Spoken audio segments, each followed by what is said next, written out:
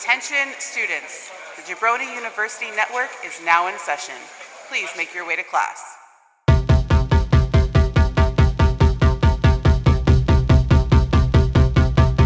Rad Chaser. Rad Chaser. Rad Chaser. Rad Chaser. Rad Chaser.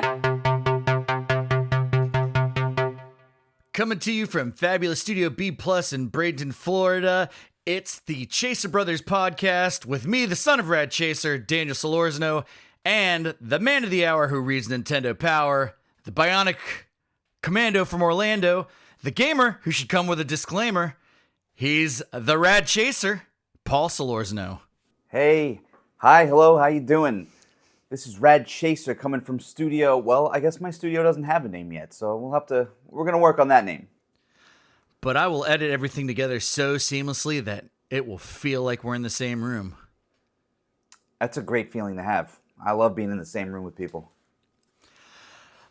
Okay, so why are we doing a podcast? One, the Jabroni Network already has us equipped to we can shoot out a new podcast every week if we wanted to. So we're already good there.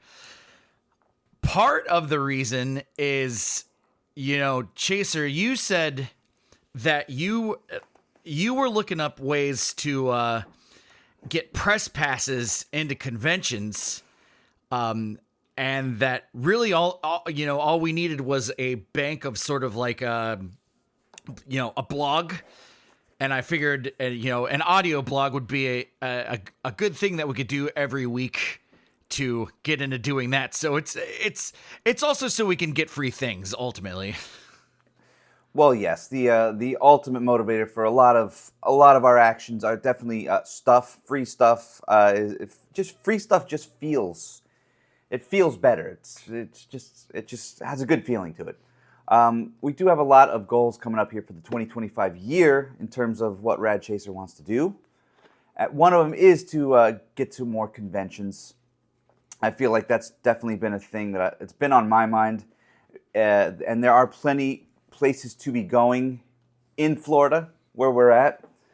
So yeah, I did a little research and basically you can get press passes and go to these things with as little as just a blog, So if we start building up our little repertoire of blog posts, etc., I think it's just a matter of applying, and then we can just go into these things and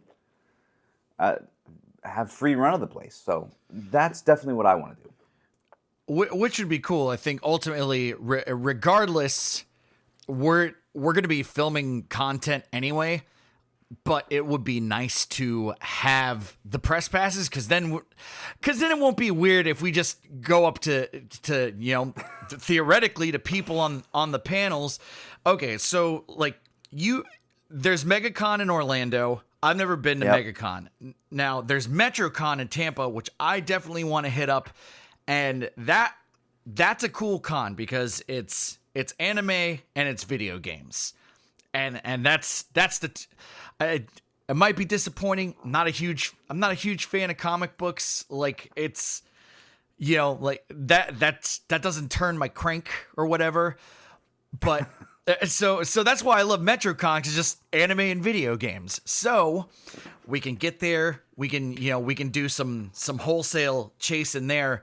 But it'd be great to be able to step up to some of these people that'll. These voice actors that'll be on the panels and just be like, hey, let's chat video games for a minute and just, record some short material for that. Obviously there would be plans for longer grade material. I mean, we could talk to vendors too. 'Cause that's always fun. 'Cause they, what's their story? They've got tons of video games that they're, selling professionally. Like, how do you get into that?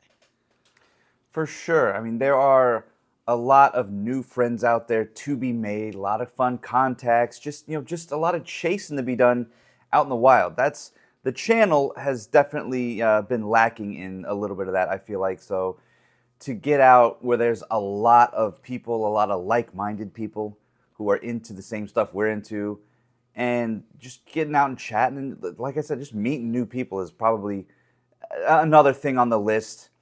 A lot of the Rad Chaser videos have been just me in front of the camera, just just like a talking head, and I feel like it's just been missing that little bit of like community, which was so cool when you came on board to help making videos, because like, okay, now there's two of us, now there's a duo going on, so it's like we can bounce this off, we can bounce things off of each other, and it's a little more dynamic. I heard somebody say once that you can't have a one person sitcom, and it's pretty true, I would say.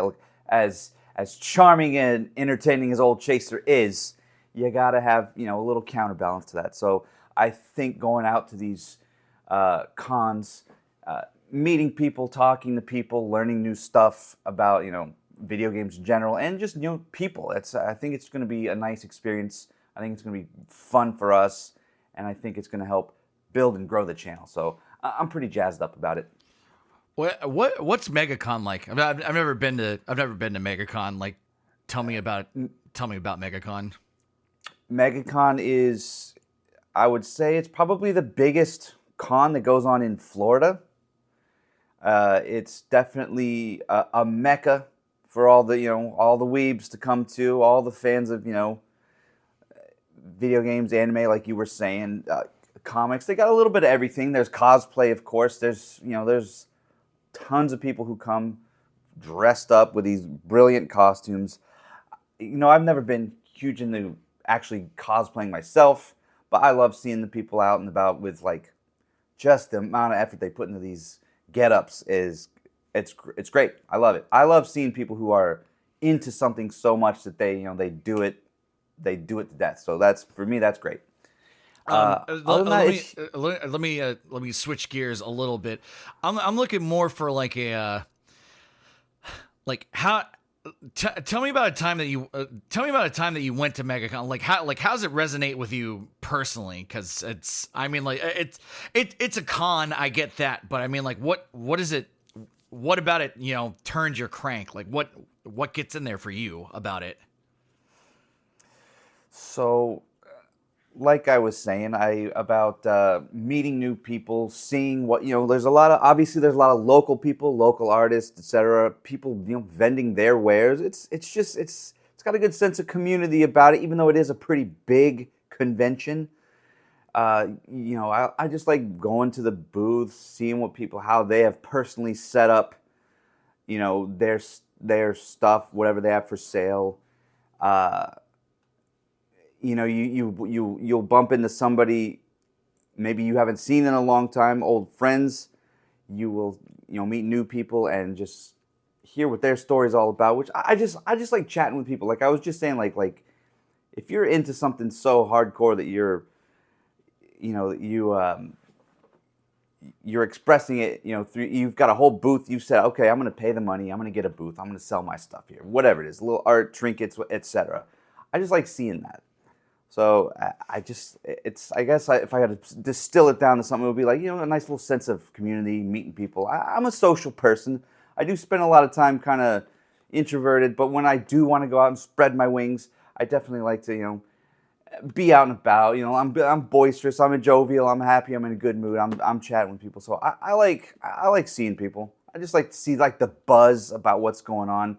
When you get a lot of people, like-minded people, together in the same place, you definitely, there's a buzz that goes on about it. So it's like, ooh, what's going on here? What's going on here? It's just a good feeling. Okay, so you like to observe. I like to observe. Yes, I do like that. I also like if something grabs me though. If I get sucked into a conversation, somebody says something that ropes me in, I'll chat. I'll engage, for sure. I'm thinking about content ideas because while the press passes would be a cool thing, I do think the good thing is a lot of all we have to do is just find people with cool cosplay and just interview them, like especially at MetroCon because it's more video game centric. All we got to do is find someone like I've seen some wicked like wicked cosplay. I ran into this one person. She did like a Breath of the Wild cosplay. The Barbarossa. I think Barbarossa is the captain from from Pirates of the Caribbean or whatever. That's a mashup. I know. Yeah, it's Barbosa Rosa. Oh, look, the most recent Zelda game I've played is Echoes of Wisdom. So like it's Breath of the Wild is I gotta dig back a little bit further for that one because that game's like getting close to being 10 years old now at this point. Yeah. But we can run up on just run up on people and just be like, hey, like you're wearing this, like we'll come up with a format. I mean, this is the good thing because we're not ever gonna run out of ideas. Like that's what's good. It'll be it'll be good to have both of us in front of the camera, especially because we can just flank the person and sort of interview them.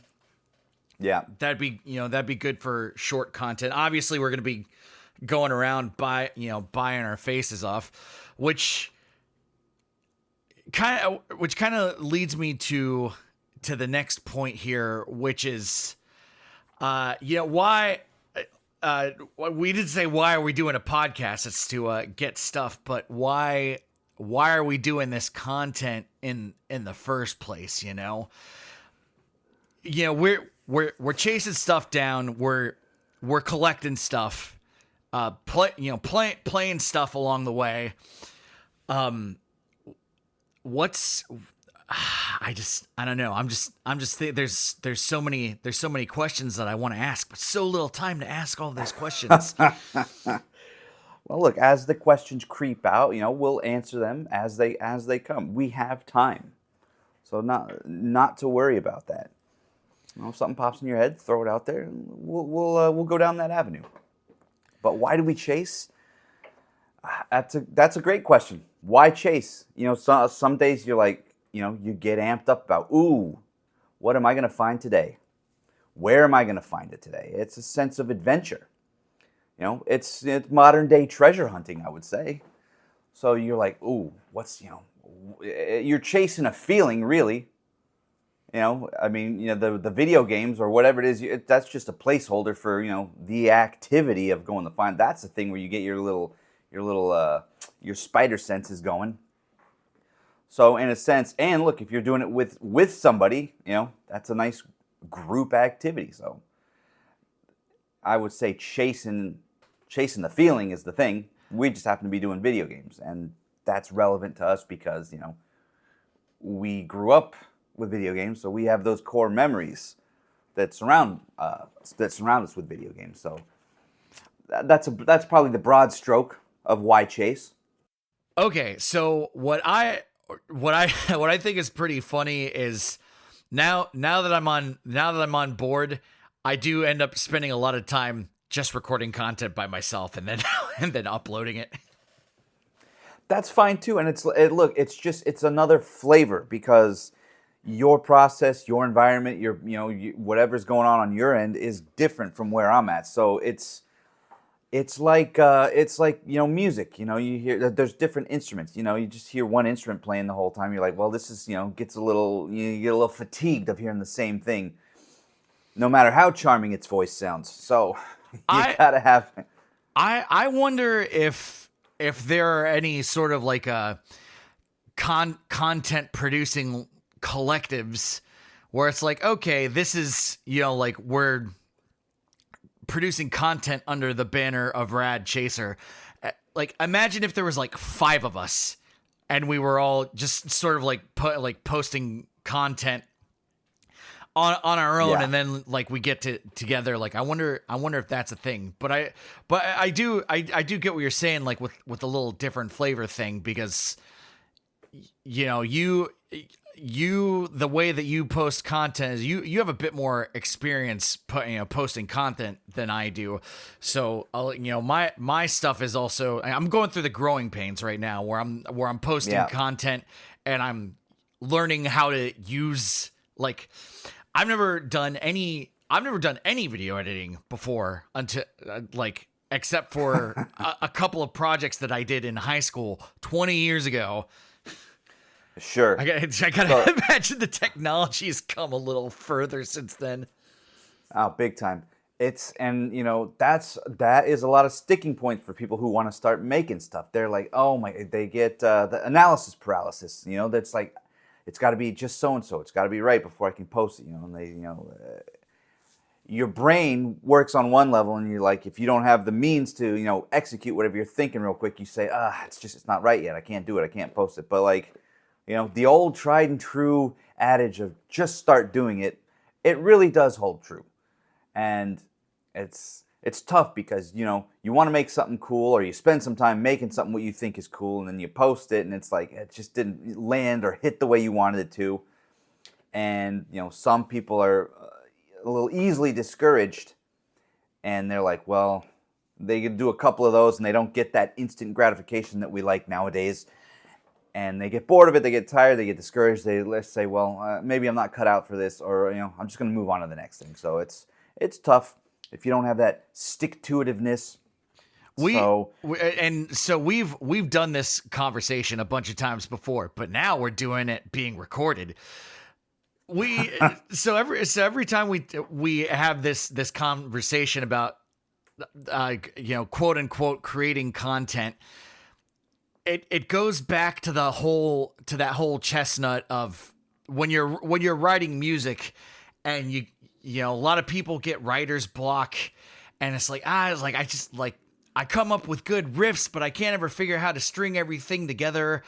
And right. and so two things, like, one is like just do it, because in your mind, you whether you're meaning to or not, you feel like everything is riding on this piece of content that you're working on.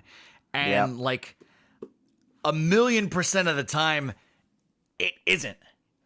And so that's the thing. It's like, you have a, every time you make something, just muscle through and get it done, even if you don't like it, because the next thing is going to be better. Our Tokyo Elvis, friend of the podcast, who did the theme music, what's your favorite song? Next one I'm working on, or whatever, or however he says it. Right? Yeah, he says, you say, what's your favorite song? And he goes, well, the one I'm working on tomorrow. Yeah. So that's it. That's you got the right one, baby, because.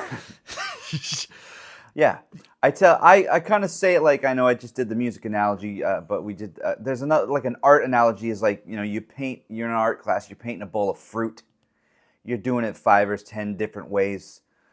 Basically, you make a piece of content. You're like, okay, what did I like about this? What didn't I like? Okay, just don't do that, or do that for the next one. And you just make a batch of things, and like, you see how it lies. That this is a creative process. But like you said, some people,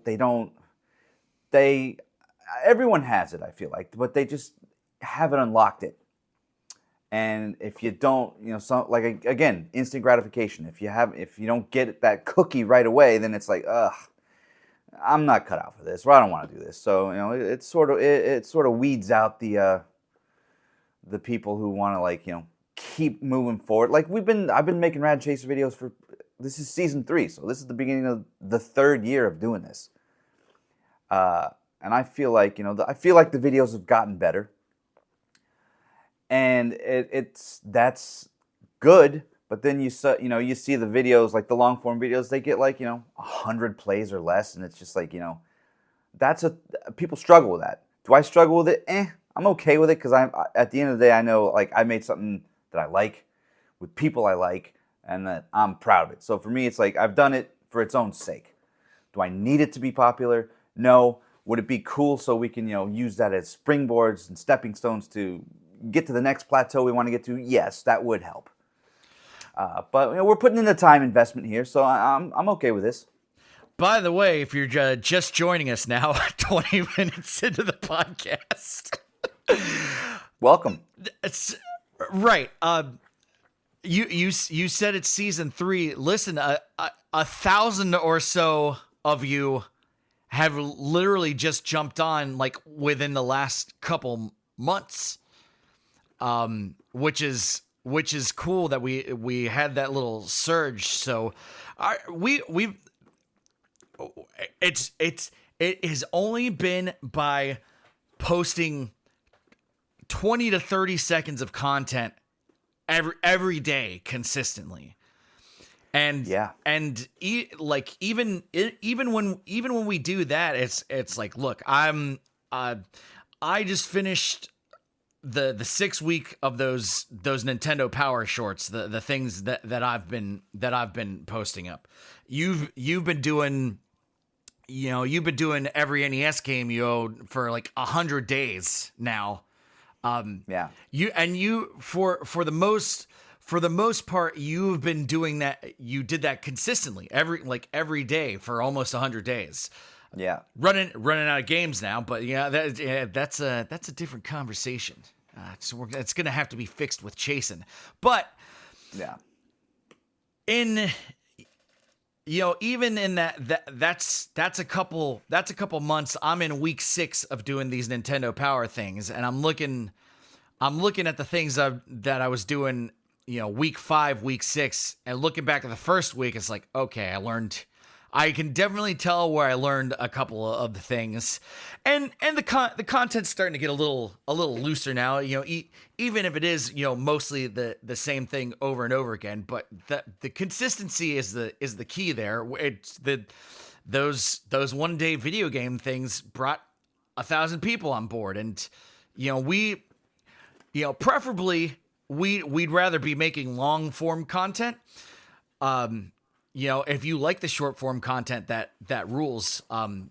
I'd love to see the bridge there, and I've seen at least a couple of commenters be like, "Oh man, like I didn't know you made long form content." It's like, yeah, we do. That's where we get pal around and get nuts. So, right, and that becomes the fact that somebody doesn't know that we have it. That's a marketing problem. So we need to that could be we add that to the list of sticking points, and like, well, let's work on that. So that's good. But yeah, consistency is. Look, I've struggled with that.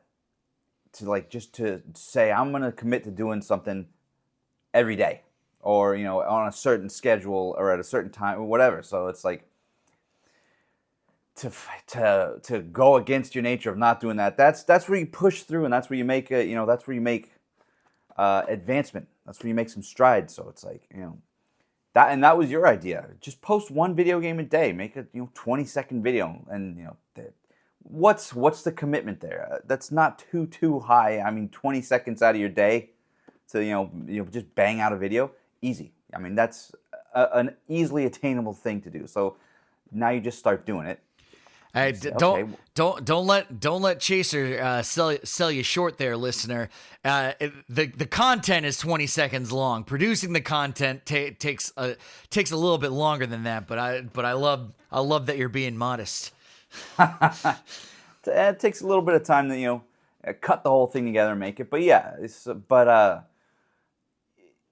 I think like you were just saying, like that's getting started. That's the tough part. The all those cliches you hear. The journey of 1,000 miles starts with the first step, etc. It's true. Take that first step. So, yeah. What do you got? Oh, I got plenty. Don't worry about it, baby. The good thing with us working together is that we've been able to, it's not diagnosed yet, but I'm waiting the diagnosis here. I for sure have ADHD, and Dr. TikTok has told me so in many different forms. I check a lot of the boxes.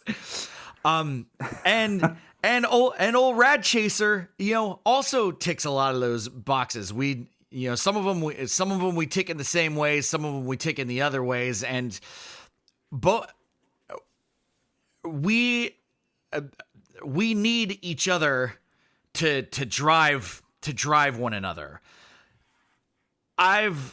We've never been short of ideas. The problem has always been always execution. A lot of people have the opposite problem where it's like, yeah, like I want to do stuff, but just nothing pops into my head, which in my opinion is a way worse problem. Yeah. That's a harder problem to solve. Because you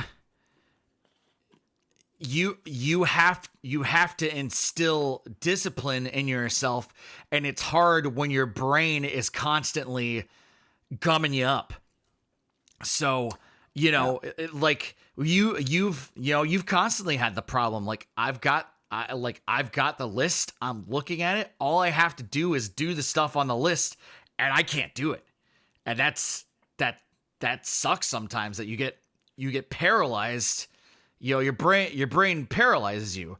And then the thing is like, because we're able to work together, I go, hey, like I have problems doing these same things, and I have to exploit these mental hacks in order to get things done. When I call them, I have to build Rube Goldberg devices in my head to go, all right, there's that thing on the list. What do I need to do to accomplish it? Well, I need several things to fall in place, and then I can do the thing on the list. And then once the ball starts rolling, that's where we can end up flourishing. But we got the ideas. We can implement the ideas, and I think for the longest time, This is the problem with having the ideas and not having the drive to implement the ideas. You spend a lot of your time going, hey, you should do that. You should do this. Here's a good idea for you. And when you can, the trick is becoming the person who can go, hey, I should do this. Hey, this is a good idea. Hey, I should implement this. And I think both of us have been doing a lot of that. And now sometimes when I'm like, when I had this idea, but I don't want to tell you about it because I want to surprise you with it, but I don't. Top secret. I don't know if I'm going to be able to do it in a timely fashion or not.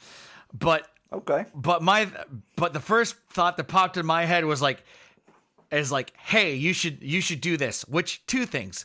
One, you wouldn't have liked that I had that for the first thought in my head, because I know the first thing out of your mouth would have been like, okay, any opinion on the content that I made, or are you just gonna jump straight to what I should have done or whatever? Oh yeah, sure.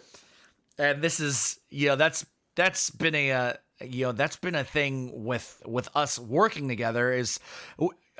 We're brothers, but also we've as much as you and I talk to each other, we've had to learn to really learn how to communicate in a way that so that we don't drive each other nuts. Sure. Yeah, I mean, because we both came up with the same parents and the same style, and it's just like we're used to it.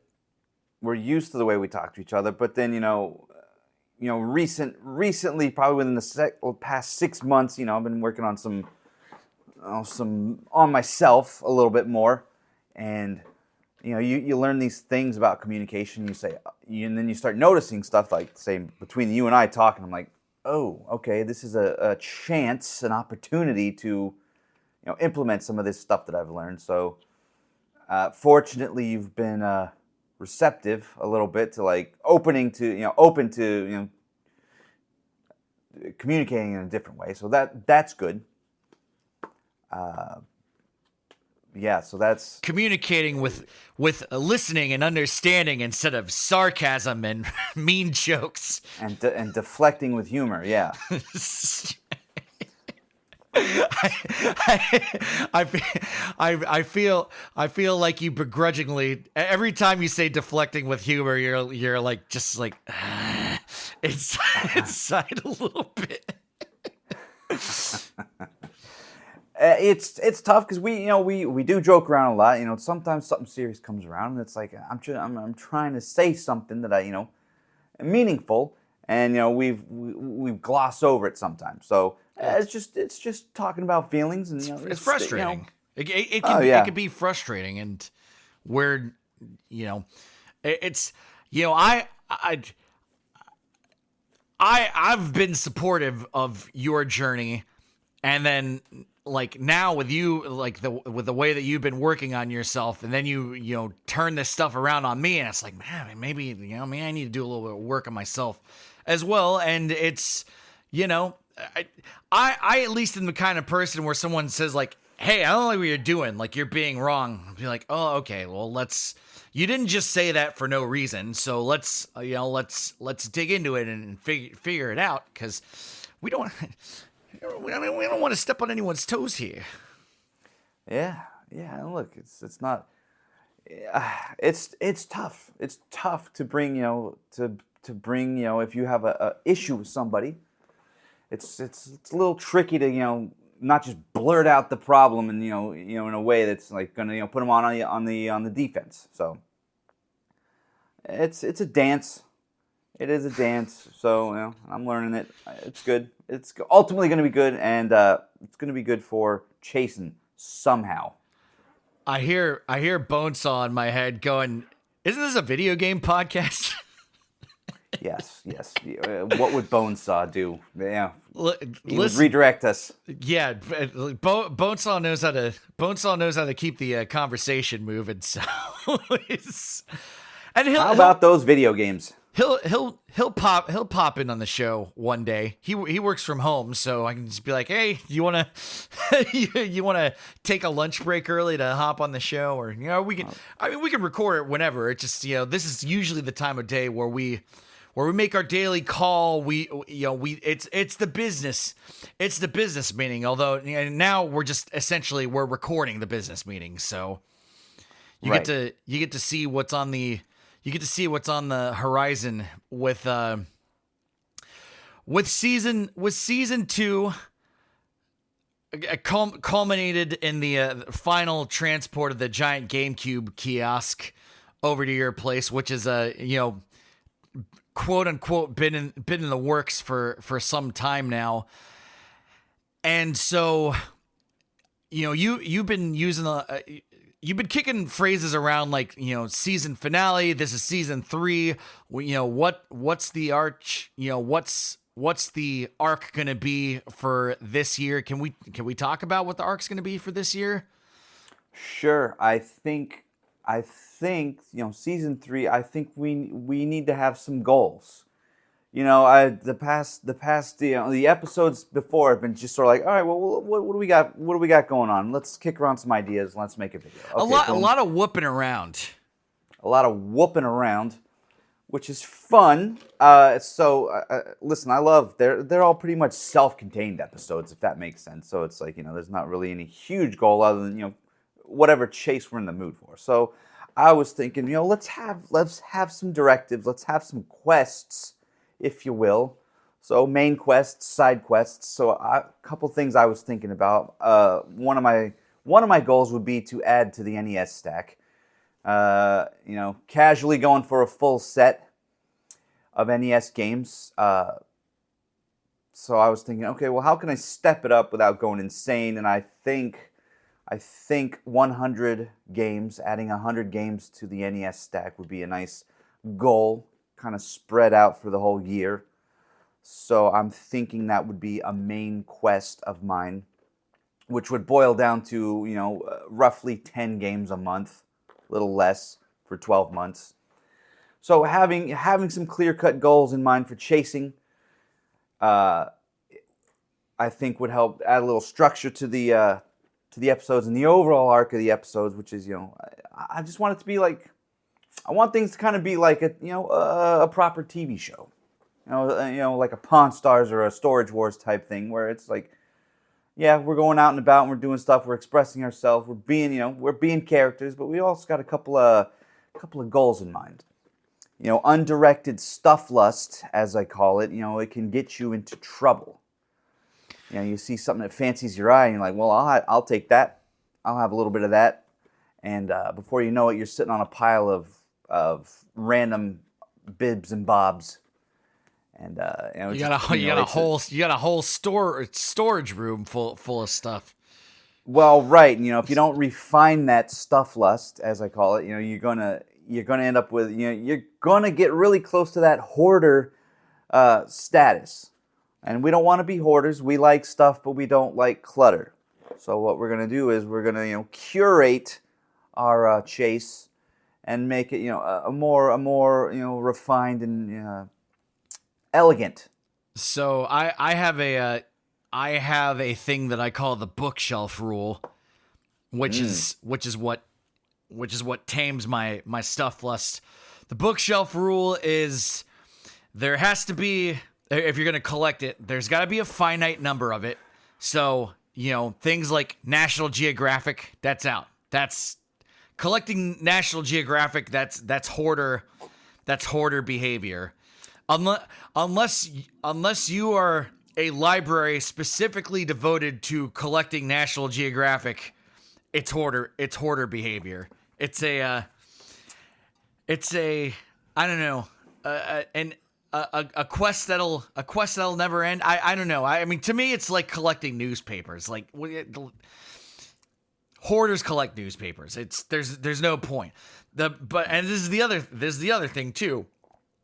The second part of the bookshelf rule is it has to look good on a bookshelf. So National Geographic fills that qualification. Like, yeah, a bookshelf full of those things would look good, but ultimately there's not a finite amount that you can chase down though. You're looking at however, I don't know how long that magazine's in publication. It would take It would be a tremendous endeavor. Your whole chase would have to be devoted to getting Nat Geos. Hey, Grandpa, what's National Geographic? Well, my boy, I've moved past it. For the kids out there, that's a magazine, a paper print medium. Oh yeah. Sorry, I gotta think about people's ages. Yeah, it's just sort of like if if Wikipedia were a magazine. Wikipedia was a magazine. It's called an encyclopedia. Yeah, but an encyclopedia. You're thinking a leather-bound collection of books. Take up a bookshelf. Look, yeah, an encyclopedia looks good on a bookshelf. It's, it goes from A to Z. It has all the information of whatever year it is. If you're collecting encyclopedias, then again, you're running the same problem. They're producing these things every year. It's, let me turn the sword towards myself here. I'm collecting Nintendo Power. The thing is, Nintendo Power is done. There's 200 something issues of it, and like that's it. That's kind of I think that's what my chase is sort of focusing on the year. Okay. So that I've narrowed down that chase a little. I don't know exactly how I'm going to tackle it because I think a lot of it's. I don't love chasing on eBay because I like going to a place and they're like, hey, we got this stuff. But I find that filling in the empty gaps might be a little bit easier when it's because it's a subscription-based magazine. People are going to have subscriptions from whatever time of their life they were subscribed to the magazine. Yeah. So if you had someone that had a subscription for the first couple years, they're holding on to about 20 or so magazines, and you can find someone that's the trick to find the Nintendo Powers is you gotta find the lots to fill in those blanks. Because if you're doing it a la carte, like it's an endeavor and a costly endeavor at that, because everyone's gonna be like, well, I have this random issue, it'll cost you $10. Well, or or $15 or $20 or whatever, and it's like there's a better way to do it. So I kind of have to Right. figure out. I'm more thinking about your thing if you're wanting to add 100 games to the stack. Now, I had this, I had this idea, and look, I don't want to plan for failure. But there's certain things that come with this idea that I have where I say, okay, look, let's appraise what we have. Let's look at IGN's top 100 games. And that's the stack that you're focusing on. So maybe you probably already have a few games of that. So part of your work is done. Part of the work is just figuring out what you have, and then boom, okay, I'm going to chase down the rest of those games. I realize that some of this is difficult because there's some heavies in that top 100 where it's like for how much money either of us is pulling in, it's unreasonable to try to get those things. Right. Is it necessary to get the full 100? I mean, none of this is necessary. We're doing it because it's a challenge. Sure. But hey, look, I'm saying it's a wide world and anything can happen. And if we're traveling, if we're looking for stuff, if we're doing whatever, what was the game? Little Samson, that one's in the top 100. Oh, sure, yeah. I'm just tired of hearing about all.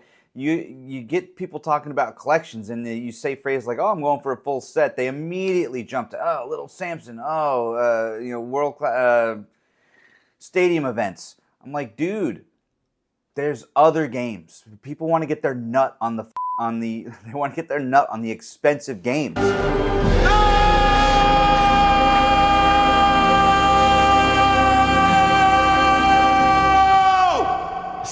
So, if you've ever listened to a podcast that I've produced, so I like to run clean podcasts. I've been doing it for a while.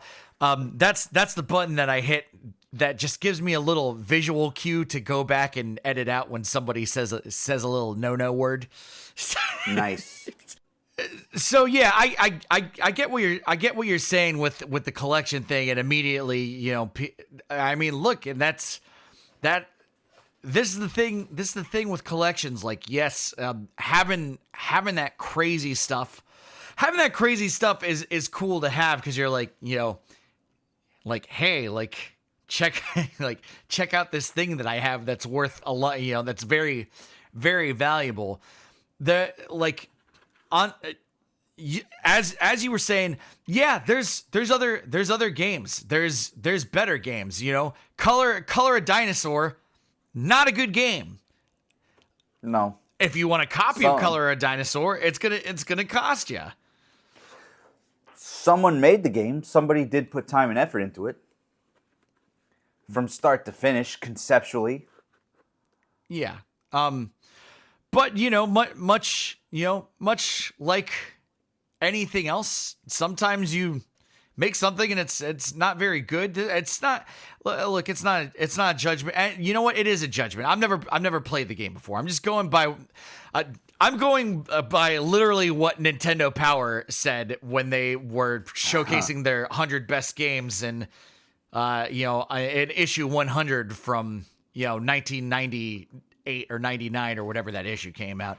There's a short about it that I produced. You can go look at it in the short form content, but that one was in the top 10 of worst games for the console. Was Color a Dinosaur. Hey, listen, I respect anyone's effort to do any art or whatever. I'm saying from a standpoint of collecting versus playability, Color a Dinosaur, very expensive. If you bought it to play it, you're gonna be like, why did I just spend $200 to play this game? Like, it's awful. Well, right. And look, as much stuff as I collect, I've never been a completist in the sense of I can't sleep at night until I know I have every single one of X, Y, and Z, which that probably works out for me in my sleep schedule for sure. I don't need to have it all. Do I like having a nice little collection here? Yes. Does it look cool? Yes. Am I pulling my hair out? Like a treasure hunter looking for something like, oh my God, I need this. I need the next thing. I've got a whole cork board, of ways that I'm gonna get all this stuff. No, I don't have that. Well, look, and this is what's so good about the chase is you run into a diamond in the rough and you're like, whoa, like for example, I went to a garage sale one time and I stopped at it and there was just like a Lunar Silver Star Story complete in box for $10. It might not even been $10. I mean, this person, it was this granny. She's like, yeah, my grandson or my son or whatever went off to college, so I'm just clearing up some of his old stuff. Like, yoink. Yeah, for one, I feel bad. Like, oh, like you shouldn't be selling this. But also, if that were, I think I remember you saying But like, here's your $10. I remember you saying something to the effect of like, if that were my granny, that'd be it. If I can't, hey, grandma, where's my stuff? Oh, I got rid of it. Oh, well, now I'm gonna get rid of you.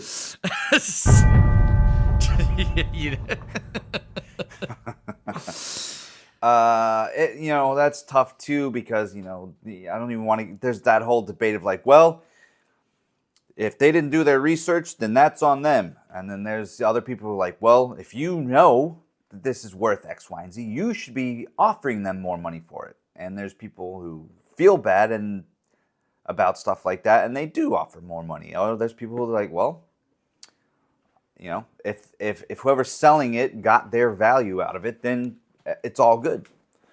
So that's a great debate. Yeah, it's hard.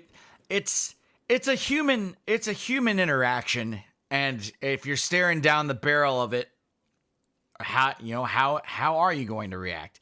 If that granny had a like something super rare, it's just like, hey, like I'm getting rid of this, are you gonna be like, I see that you're selling this for $10. I would be remiss if I didn't tell you what it is that you have. I mean, and ultimately, I mean, some people are just like, hey, I this thing's cluttering up my life. Like, I just want to get rid of it. I don't know. Right. I don't know. You don't know how it's going to be. I mean, I'm sitting there in the Lunar situation, and she's like, I'm just getting rid of this stuff. And I think a lot of the times, people grow into adults and they just sort of go like, okay, like I gotta give up all my video games because I'm an adult and I don't have time, and it's a childish endeavor, and God forbid I should have a hobby, and all the reasons people get rid of that stuff. And we've had some people comment on the content and like, man, like I love this game. This is like one of the only games that I kept for sentimental reasons or whatever. And it's like, Yeah. we're here to tell you, like, it doesn't have to be like that. Like, hey, if you love that stuff and it triggers something in your memory, like go out and get it. Like, there's the stigma of I always thought of video games as being perceived as a nerdy thing, and I just think that stigma is not really there anymore, and people just sort of give up on stuff when they really don't want to, but they just feel like they kind of have to. I don't know, man. All right, someone's come along and said, well, you're this now, so you need to ditch your video games. Yeah, or you're whatever it you're is. going to dental school. I'm going to unilaterally go into your room and get rid of things that I think you don't need anymore. For $10 a pop. Yeah, it's so. I mean, but look, the other thing though is that I'm thinking that situations like this is not a thing that I would have left behind. So again, for all I know, that dude's like, oh yeah, it was a game that I bought on PlayStation. I was never into it. I don't want it, and that's sort of like that's the deal. Well, like okay, I will gladly give you what you're asking for it. So Sure. that's fine. I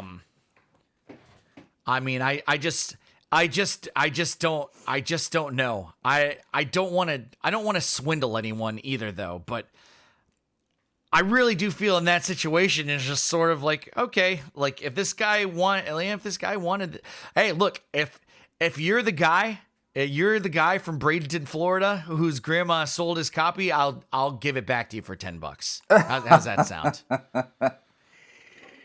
A generous offer from the son of Chaser. Okay, well, it's probably time to start wrapping up. We didn't know what this episode was going to be, but I mean, it is what it is, and look, sometimes it's not strictly talking about video games. You see where our heads are with some of this stuff. What are you playing right now? It's time to start bottom lining this episode. Right. That's yeah. That's what it is. It's time to start bottom line. I'm bottom lining it with what are you playing right now? Well, there is one game that has not left the rotation for probably the last 8 years or so, and that is the critically acclaimed MMORPG Final Fantasy XIV Online. That's its proper title. You have to say the entire thing every time you refer to. Correcto. Yeah.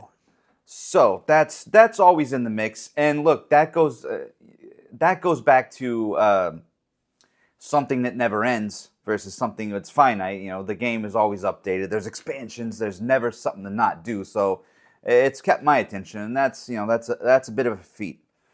So always playing that one. You can check me out on the Ultros server. My character's name is Mercury Quicksilver. If you guys are on, we'll pal around if you want to. Other than that, I've been playing the Dragon Quest III HD 2D remake. It looks so good.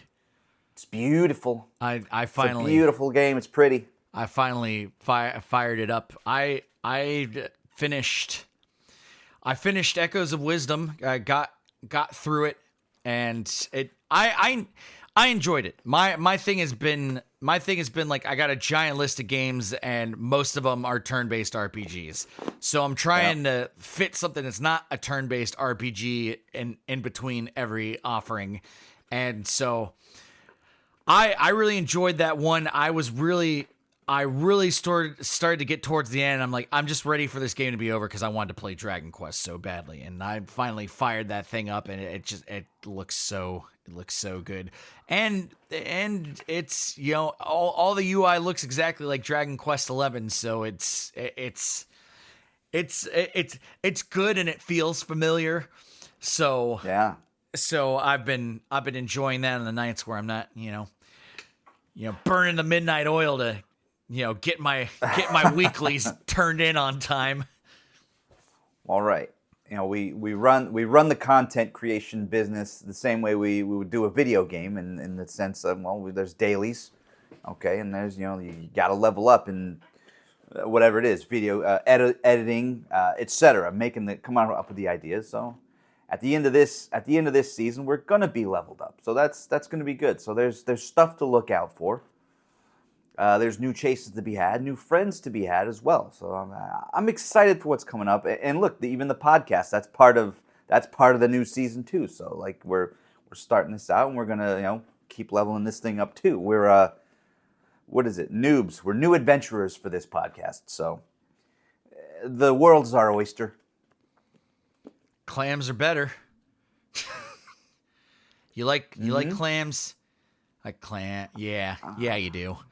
Mollusks, bivalves, yeah, whatever. I'll eat it all. They call me the garbage disposal. The trash man. I'm the trash man. Okay. Yeah. Well, bottom line it. Yeah, that feels like a bottom line. There's plenty more to talk about, but we'll get into it next week, and it's fine. The chase for 100 starts, maybe, if you like that idea. Otherwise, it's a chase for 100 or something at the very least. So Yeah. Whether it be the top 100 or just 100 randomly, this is why I wanted to do the top 100, because I felt like that narrows it down even more. Yeah. So you're not staring at a stack of games and be like, I don't know if I should get it. Whereas it's like, well, I have to get it because it's on the list and I'm looking at it. So. Okay. Kinks to be worked out.